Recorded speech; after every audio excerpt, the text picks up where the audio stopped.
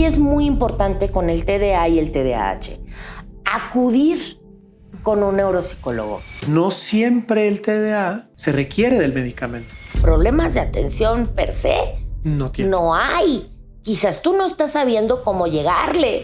Pudiéramos confundir un mal diagnóstico de TDA con un estilo de aprendizaje. Es que estamos viendo estas discapacidades invisibles como enfermedades.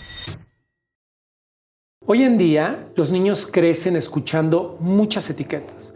Que si son hiperactivos, que si no se concentran, que si son rebeldes, que si están consentidos, sobreprotegidos. Pero muchas veces, en realidad, solo es una forma de procesar la realidad de una forma muy distinta.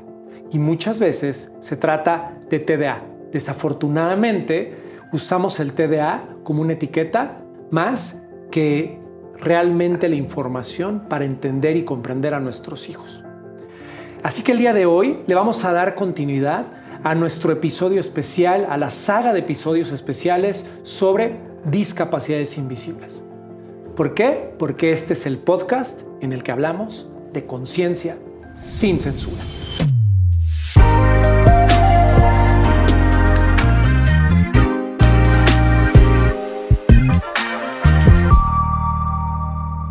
Y para ello, el día de hoy me acompaña mi amiga y especialista en terapia de lenguaje, en aprendizaje y desarrollo especial, Tania Legorreta. Bienvenida, Tania. Hola, muchas gracias por invitarme a este espacio. No, pues bienvenida, Tania. Y el día de hoy vamos a darle continuidad a lo que veníamos hablando en cuanto a las discapacidades invisibles. Obviamente hay un mundo, pero hay ciertas discapacidades que hoy en día están muy presentes desde el lenguaje que utilizamos, como lo es el día de hoy, el TDA. Y me gustaría mucho también empezar a platicar contigo sobre realmente qué es el TDA, distinguir entre el TDA y el TDAH y por qué tenemos que tener mucho cuidado en no adelantarnos a un diagnóstico y no etiquetar a los niños con esta condición. ¿Qué importancia tiene este tema? Porque como decías en un principio, tendemos a darles nombres a características que de repente tienen los niños, características que nos brincan, que no nos gustan, que son diferentes. Que si es muy inquieto, que si no se queda sentado, que si brinca todo el tiempo, que si no pone atención.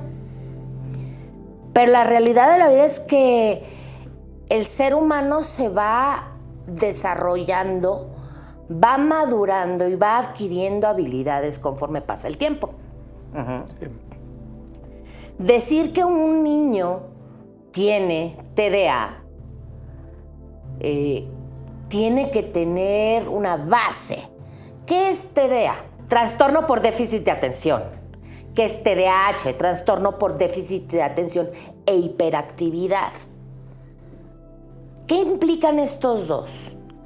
Que nuestros peques batallan de veras, no es porque les falte límites, no es porque estén mal educados, no es porque no quieran, en poner atención, en controlar impulsos, esas dos, de cajón. Ok, entonces vamos estableciendo ciertos parámetros. Obviamente, a ver, este podcast, este episodio es informativo. Para llegar al diagnóstico, llegar a la profundidad, no es para que vean el episodio y digan, ay, mi hijo sí tiene esto. Es para irnos informando y comprendiendo realmente el impacto y la profundidad del TDA y no tomarlo a la ligera. Entonces, vamos estableciendo dos parámetros fundamentales, que es control de impulsos y dificultad de veras en la atención. Okay. Y generalmente, para realmente poder hacer un diagnóstico, el niño tiene que estar en la escuela. Bien. Y honestamente, como las etiquetas es algo que nos siguen toda la vida. Sí. Entonces también tenemos que ser muy conscientes. Yo no digo que lo hagamos despacito, que nos dé flojera, no, pero tenemos que darle tiempo a madurar a los niños. Entonces, kinder, que los niños están en kinder de los 3 a los 5 años, pues todavía sí es escuela, sí es escolarización. Sin embargo, la dinámica escolar es más a base de juego. Todavía no te empiezan a enseñar y te empiezan a dar los hábitos de sentarte en tu mesa, trabajar con un lápiz y con unas hojas, con colores, ponerle atención a la maestra, pero todo se hace de una manera muy dinámica, muy en juego, y todavía los niños se están desarrollando, están adquiriendo esas habilidades. Yo invitaría que si empezamos a ver estas características de falta o dificultad para poner atención, falta de control de impulsos en los niños, empecemos a ver cómo entienden. ¿Qué quiere decir esto? Algunos de nosotros somos muy buenos con las horas, con las instrucciones auditivas. Otros necesitan más un dibujo. O sea, como papá sí puedes hacer cosas para apoyarlo. Pero yo sí me esperaría para que los niños estén en primaria. Ok. Antes de animarme a hacer un diagnóstico. Bien. Eso es muy importante, Tania. De TDA. Sí. Ahora, este diagnóstico lo tiene que dar un profesional. O sea, no puede ser un psicólogo. Mira que tú eres psicólogo. Sí. No puede ser una terapeuta de lenguaje y yo soy terapeuta. No. Tienen que ser especialistas. Ok, y hablamos de especialistas. No uno, sino varios especialistas. Sí, porque... O sea, nadie de nosotros somos receta de cocina y tenemos miles de características. Y aseverar o asegurar que un niño tiene un trastorno así, este trastorno se tiene que ver presente en todos los contextos de su vida. Claro. No nada más en uno o en dos. Cuando los niños son muy inquietos, por ejemplo, que realmente es como si tuvieran pulguitos en las pompis, ¿no? Ajá. Pero es porque necesitan el movimiento, porque están creciendo. Y decir de repente, es que tiene déficit de atención. Y yo lo que le digo muchas veces a los papás de los niños chiquitos, oye, y cuando le das el celular, la tableta, y ve sus videos, sus juegos, ¿se queda con el celular más de 5 minutos? Ah, sí. Digo, eso, ya ahí está la prueba de que problemas de atención per se no hay. Quizás tú no estás sabiendo cómo llegarle. Porque un niño con un TDA le va a ser imposible concentrarse más de 5 minutos en lo que sea. Ok. Y fíjate, íbamos tocando puntos bien importantes, Tania, que realmente aquí nace mucho mi inquietud de poder entrevistarte y poder hablar del tema más a profundidad. Porque primero, ¿no? Me regreso un poco. Este tema del especialista. Primero la edad. Porque los niños están muy pequeños, son muy de movimiento, están desarrollando ciertas habilidades y capacidades. Ya lo hablábamos en el episodio anterior. Si no lo has visto, te invito a que lo veas, que es el introductorio Discapacidades Invisibles.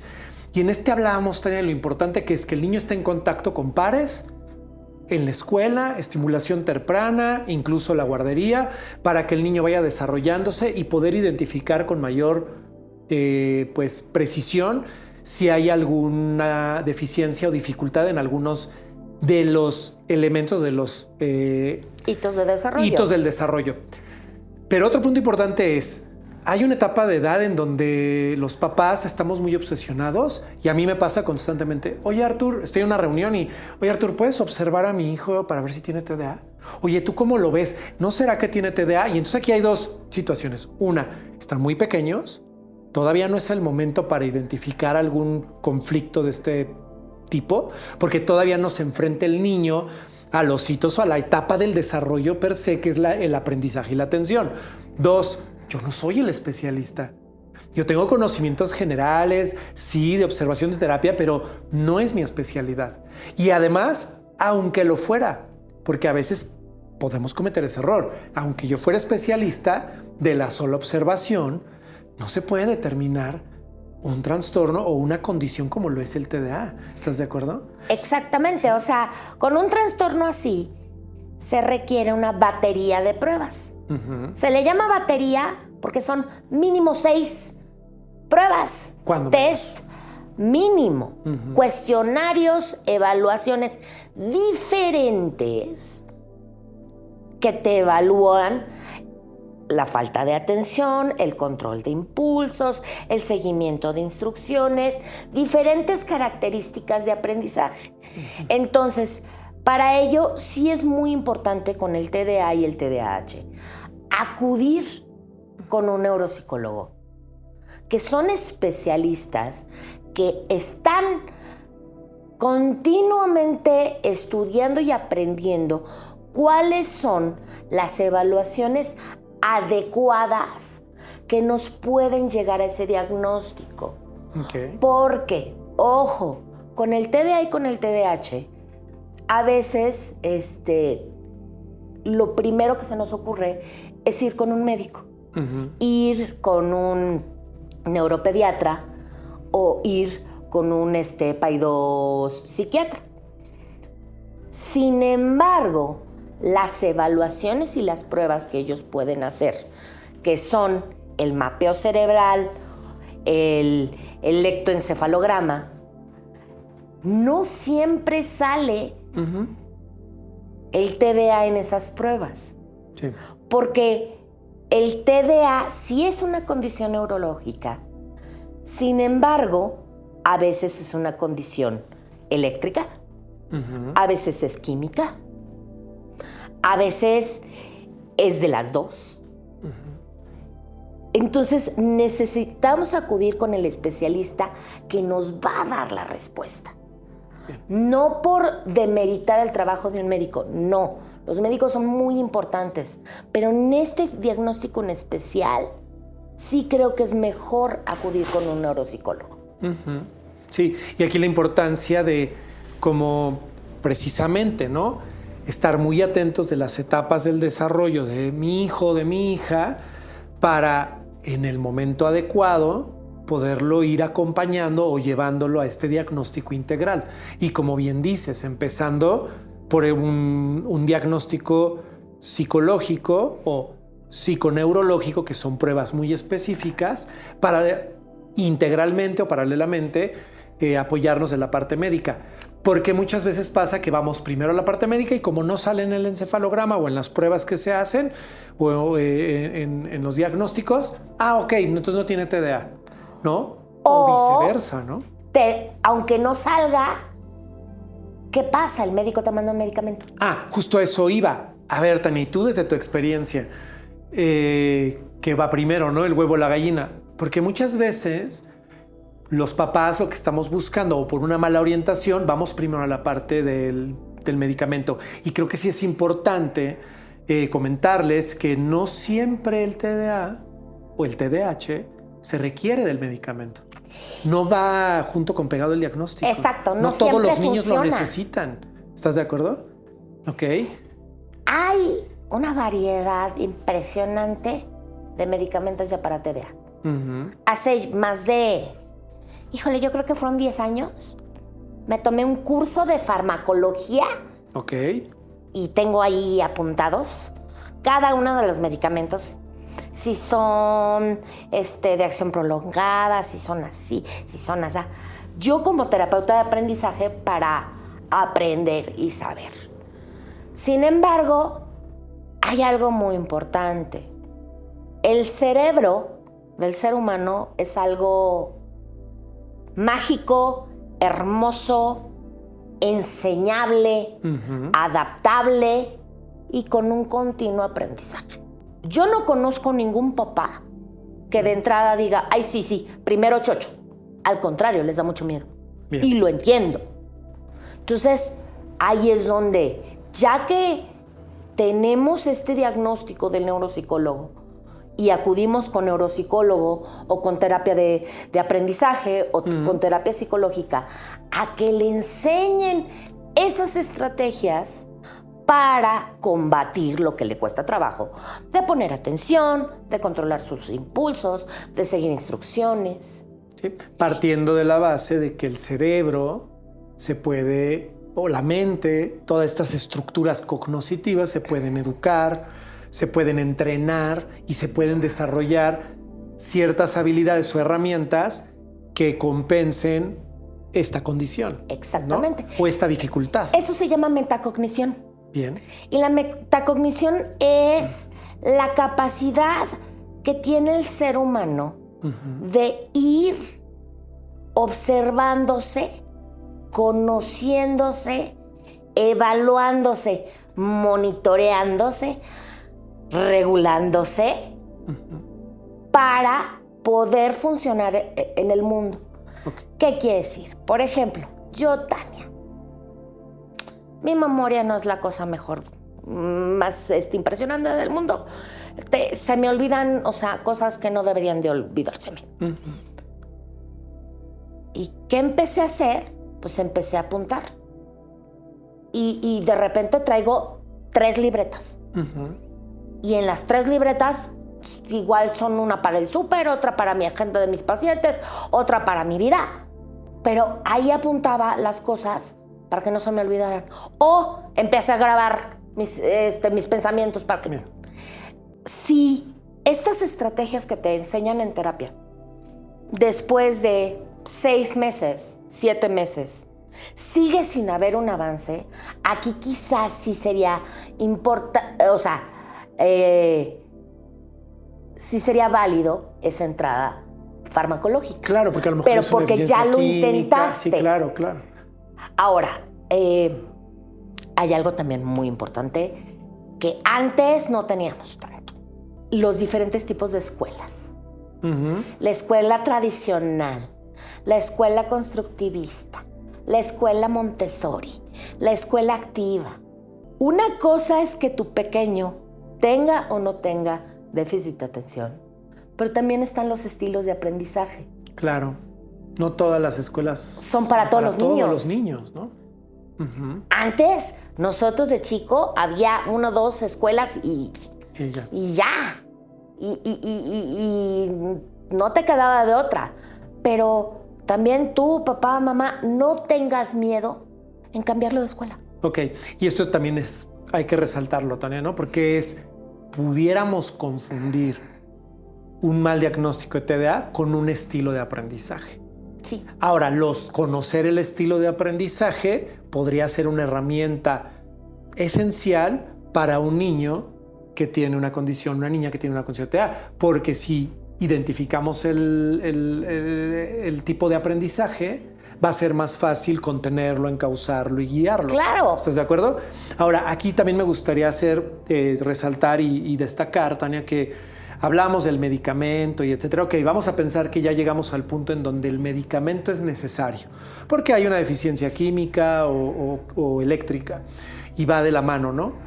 Hay otros que no, que solamente con estrategias, herramientas, la terapia, etcétera. Pero qué importante es también como papá saber que si es necesario el medicamento, solo es una parte y no podemos escindir ni evitar o dejar de lado que con independencia del medicamento es necesario un acompañamiento para desarrollar herramientas de aprendizaje, de atención, de contención, ¿no? Porque muchas veces pasa, y yo lo veo mucho aquí en consulta, que me platican o me comparten, que es, no, pero ya le doy el medicamento. Oye, pero no lo llevas a terapia, acompañamiento, estrategias. No, porque ya tiene el medicamento. O sea, es como... Sí. Creemos que si ya está atendido con el medicamento, ya. A ver, es que estamos viendo estas discapacidades invisibles como enfermedades. Y no es Me así. da gripa, tomo un chocho, se me quita la gripa. Ya está. Y ya. ¿Y no? Pero estas discapacidades son condiciones que uno las tiene toda nuestra vida. No se quitan. Se mejoran. con más estimulación, con más terapias, va mejorando nuestro peque. Pero es algo con lo que se batalla toda la vida. Claro. Y ese fármaco, ese medicamento, lo que va a ayudar es a equilibrar esta cuestión eléctrica, química, que le falta al cerebro, pero eso no quiere decir que mágicamente el niño ya vaya a poner atención. Hay que enseñarle cómo poner atención, pero también hay que enseñarle cómo darse cuenta que uno está perdiendo la atención. Exacto. Porque para esas personas que no tienen problemas de atención, jamás van a saber lo que es de repente estar en clase y...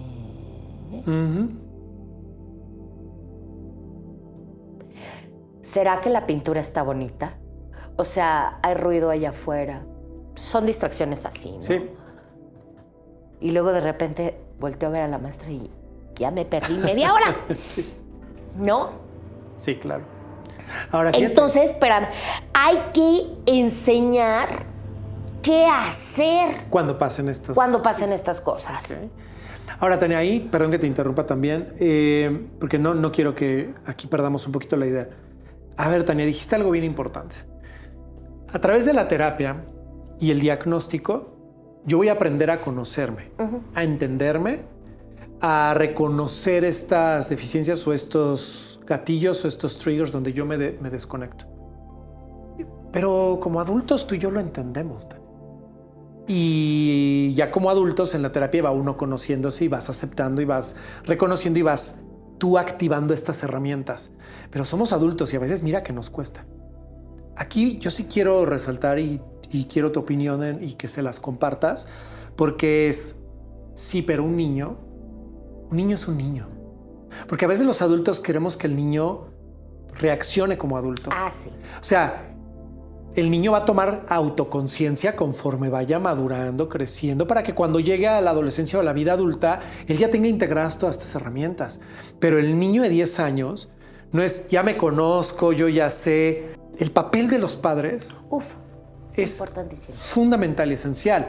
Porque como papás a veces decimos, bueno, pero ya lo tengo en terapia, ya va aquí, va acá, va con Tania, va con el neuropsicólogo, va con Arturo, ya está atendido con 10 especialistas. Pero yo no hago nada como papá.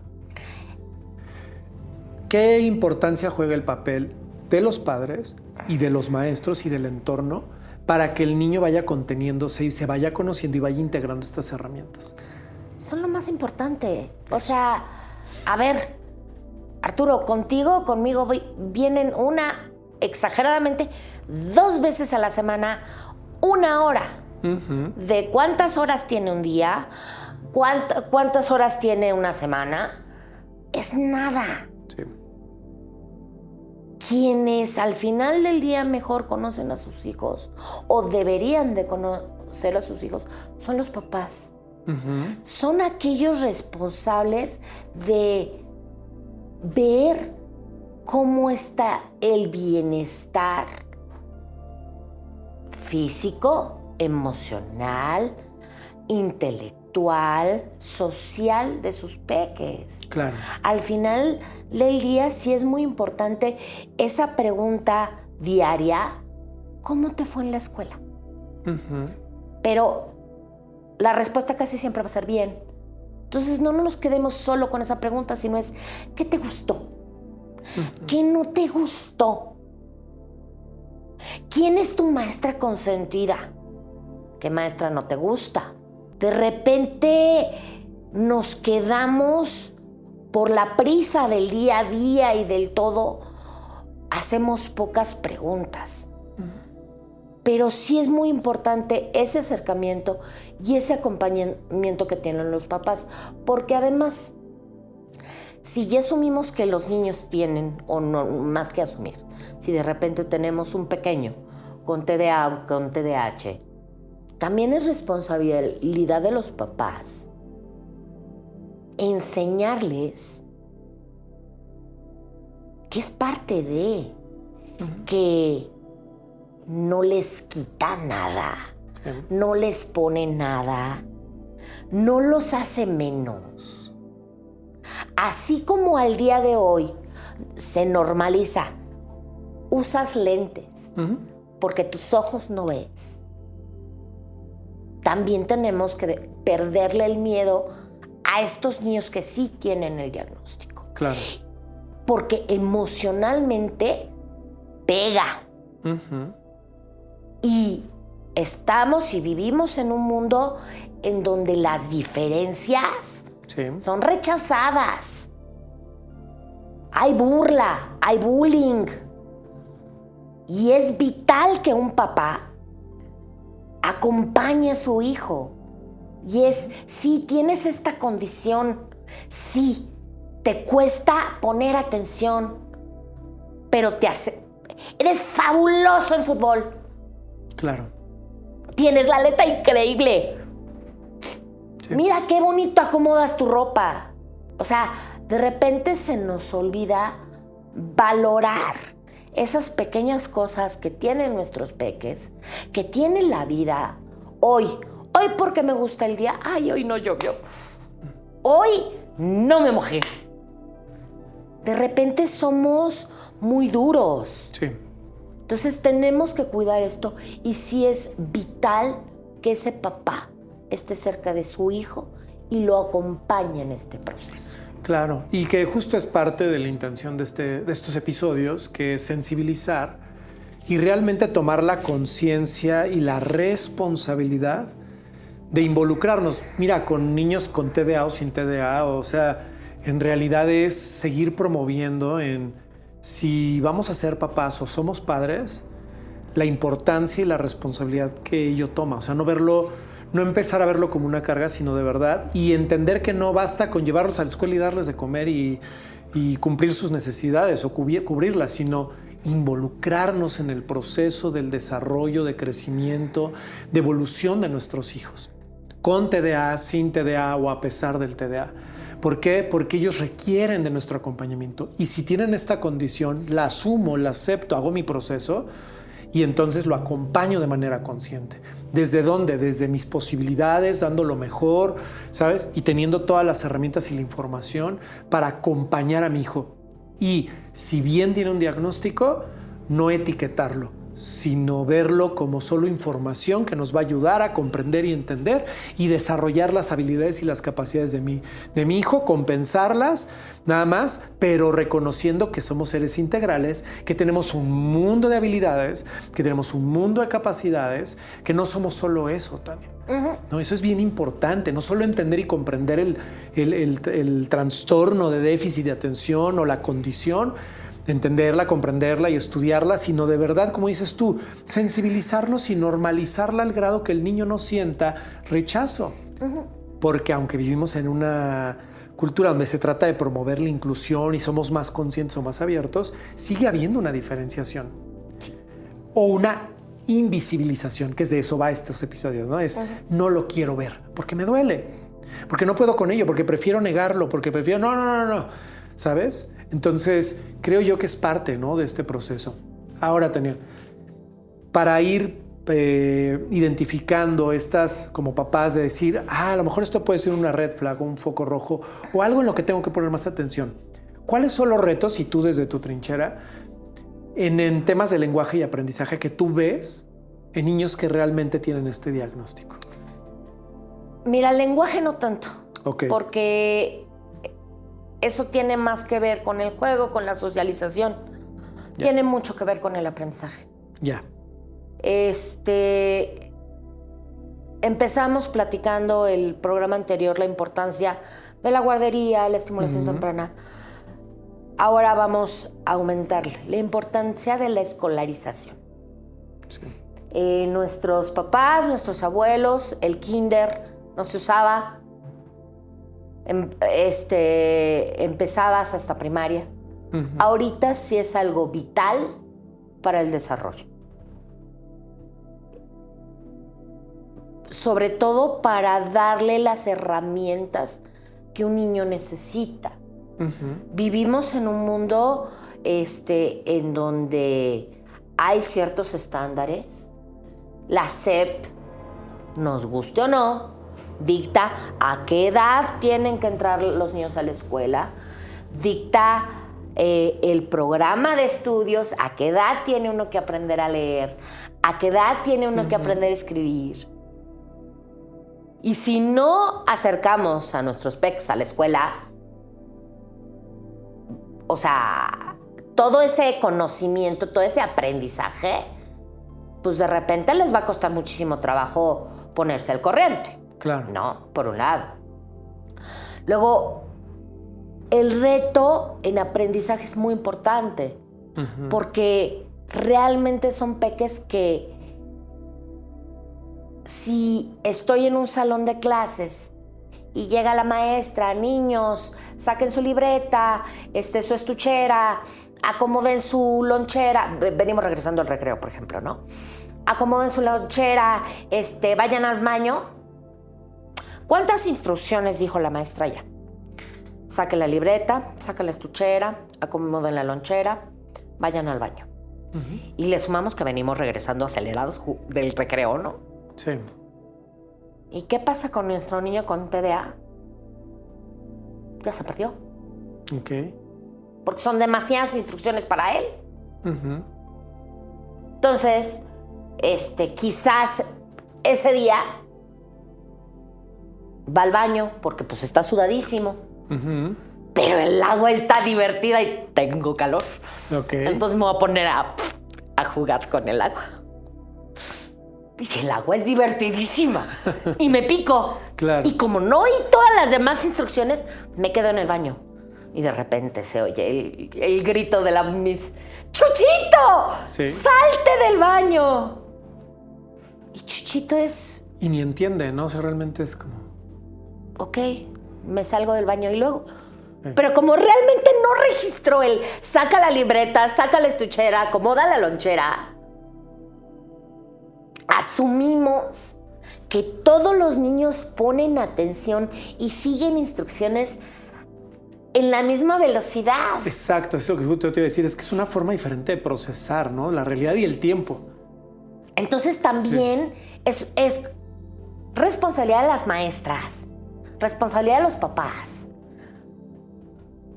ver, sobre todo en esto, seguimiento de instrucciones. Ok.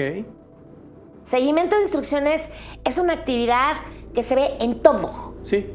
Y ahí es donde vemos control de impulsos, atención, hiperactividad, vemos otras habilidades, ¿no?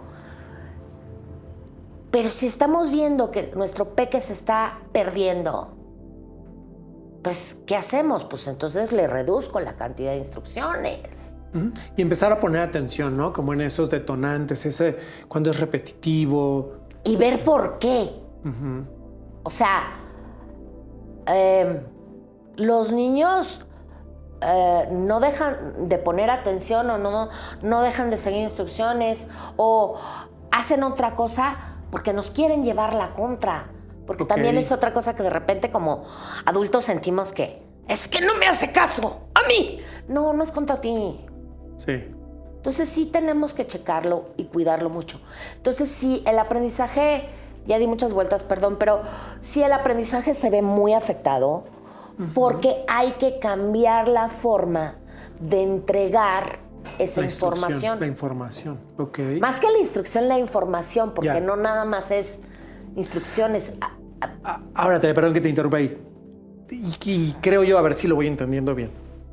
No es que el niño no vaya a poder aprender, solo que aprende Pero diferente. de forma diferente Sí. y a otro tiempo.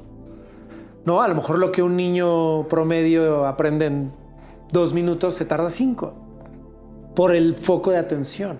Pero es encontrarle, como bien dices, este lenguaje o esta conexión de saber por dónde, cómo, cuándo, qué, cómo lo voy a... Ese estilo de aprendizaje, como El también estilo tú de decías. aprendizaje, claro. Ok. Híjole, Tania, es que son tantos temas, tantos detalles y eso precisamente es lo que quiero transmitir. Si un episodio de podcast no nos alcanza para atender todos los rasgos, cómo atenderlo, cómo acompañar, los diferentes tipos, el grado a lo mejor de TDA, no sé si se puede medir en grado o no, es TDA y punto. Bien, por ejemplo, ¿no? Que son ideas y creencias. Si en 35 minutos, una hora, no lo podemos aterrizar, creo que como papás tenemos que volvernos expertos en el tema, irlo atendiendo conforme la etapa, conforme el momento, ¿no? Para irnos preparando y sobre todo prepararlo a él para el día de mañana como adulto, pues sepa lidiar y sepa cómo atender y cómo reaccionar o cómo trabajar, cómo desenvolverse, cómo aprender. ¿Estás de acuerdo? Sí, pero no. Ok. Venga. Como papá, es la responsabilidad vital ver por tu hijo, educarlo, que darle lo mejor. Sí. Pero no te puedes convertir experto en todo. Okay. Y hay mucha desinformación.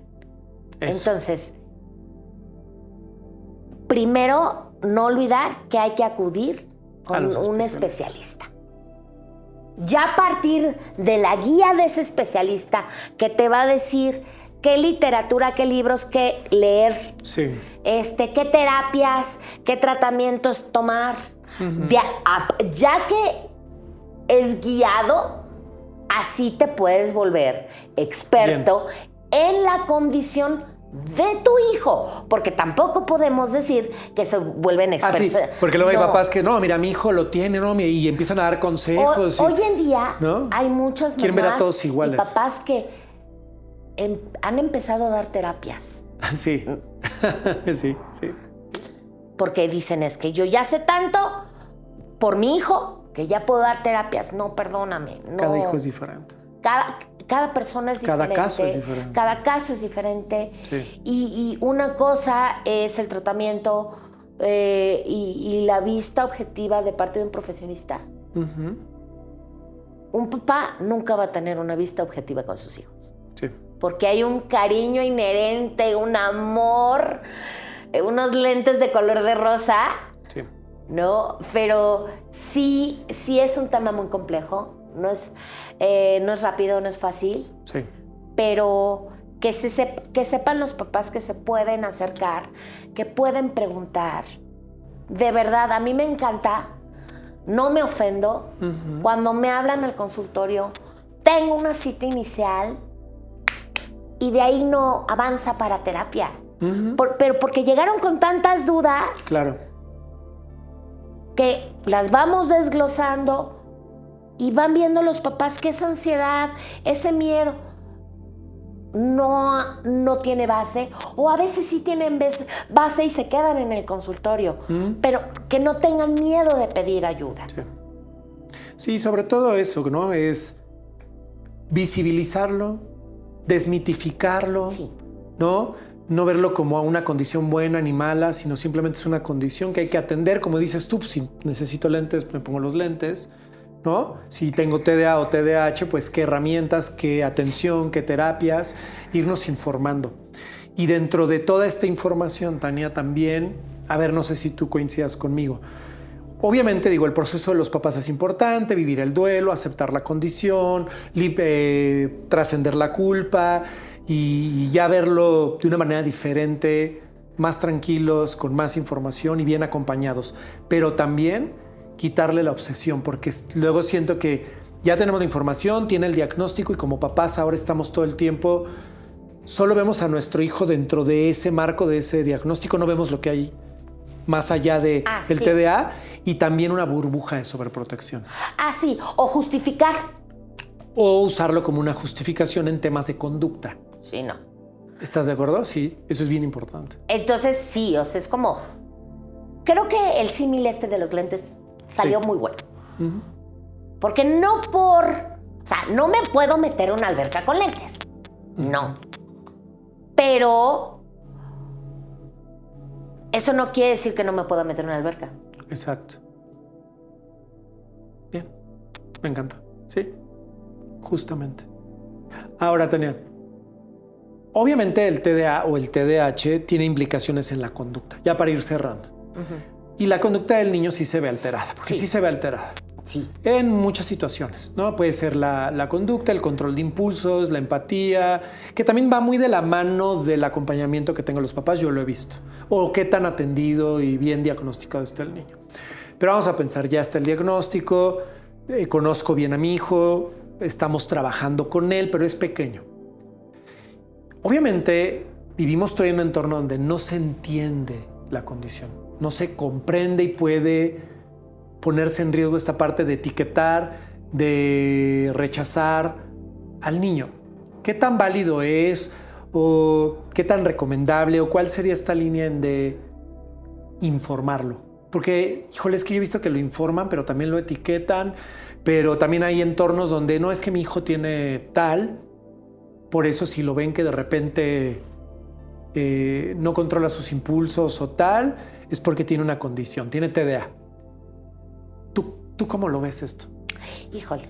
Es que sí es un punto bien delicado, ¿eh? Sí. Porque juega para ambos lados, como que lo etiquetan, sí. Como que también el desconocimiento genera... Mira, yo no sé si porque soy terapeuta de lenguaje y porque realmente me interesa el valor que tienen las palabras como tal. Sí.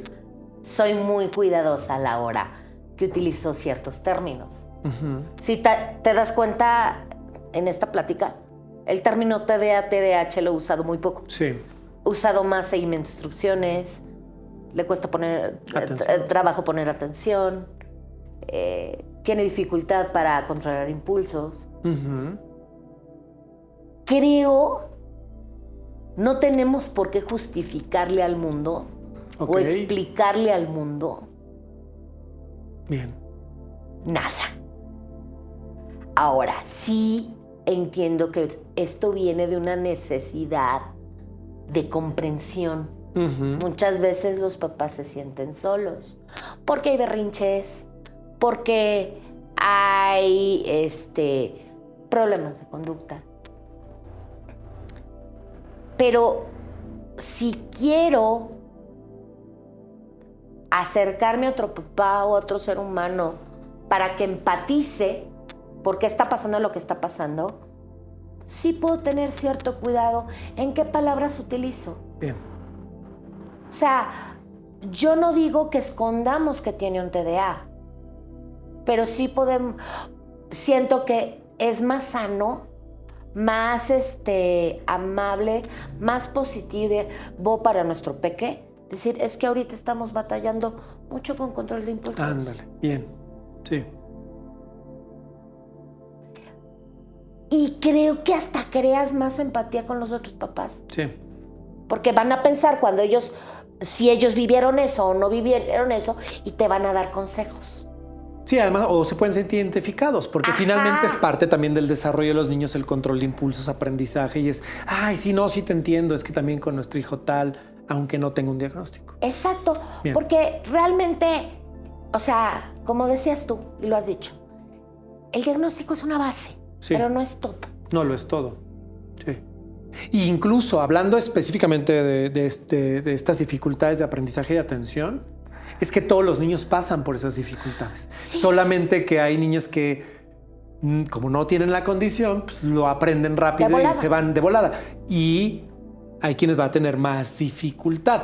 En este caso en específico, ¿no? Hablando. Sí.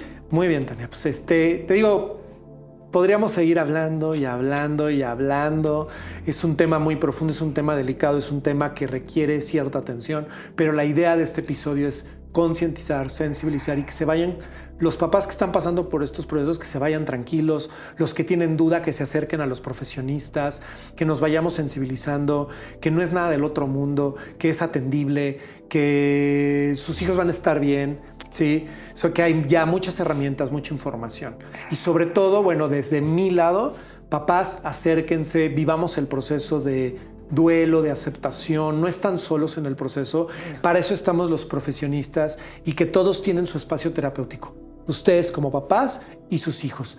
Pero que todo tiene que ir paralelo, todo es colateral porque la atención se requiere y hay que aplicarla. ¿Para qué? Para prevenir, para fortalecer, para tener herramientas y para que nuestros hijos vayan acorde a los hitos del desarrollo.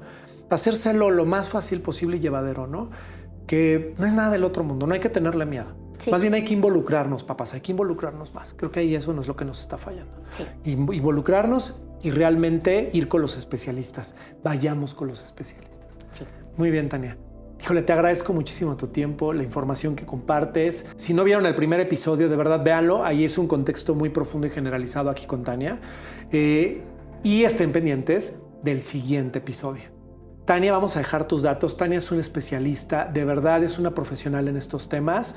Pónganse en contacto con nosotros. Si tienen dudas más específicas, escríbanos en los comentarios, se las haremos llegar a Tania y un servidor. Y Tania, vamos a estar muy al pendiente de ustedes. No se pierdan los siguientes episodios. Recuerden que este es el podcast en el que hablamos de conciencia sin censura. Tania, muchas gracias. Gracias a ti. Nos vemos la próxima.